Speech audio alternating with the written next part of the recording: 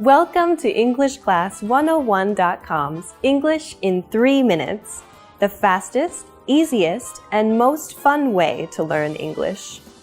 Hey everyone, I'm Alicia.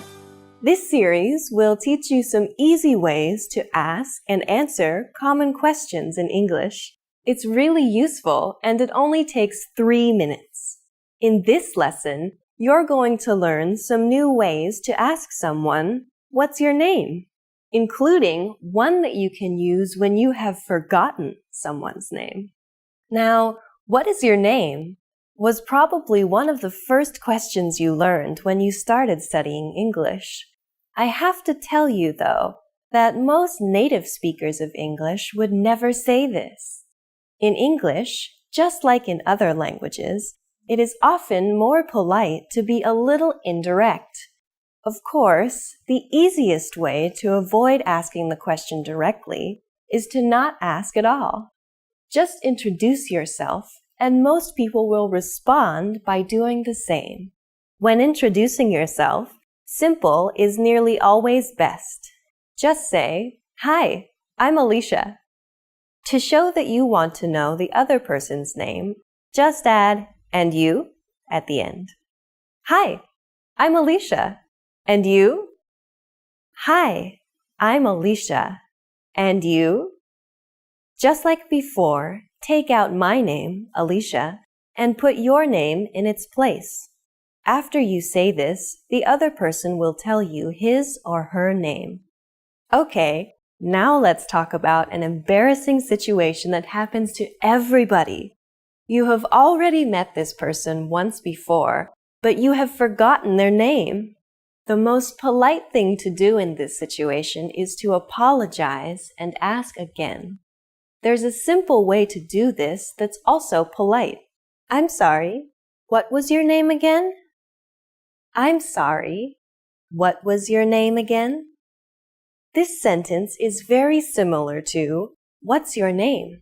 but it has 3 important differences. First, we say, "I'm sorry."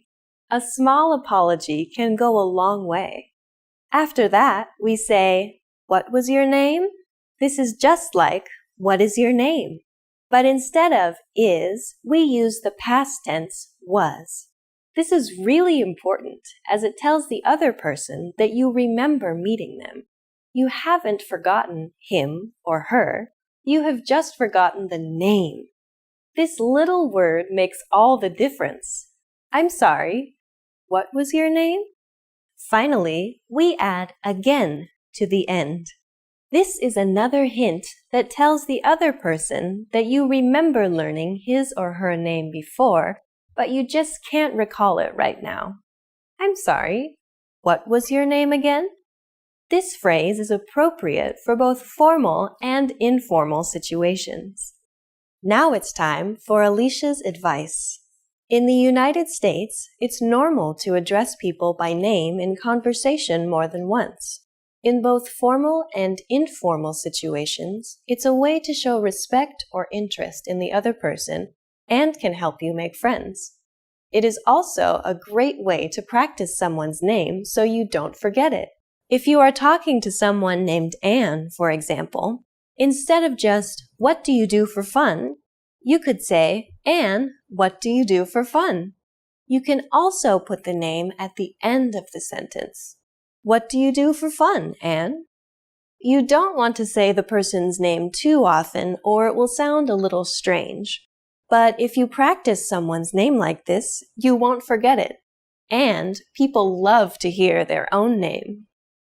In this lesson, we learned what to say when we forget someone's name. In the next lesson, you'll learn what to say when you want to get in touch with someone, whether by telephone, email, or even newer ways to communicate. What's your favorite? Let us know in the comments and join us next time for the 6th English in 3 minutes lesson. See you next time!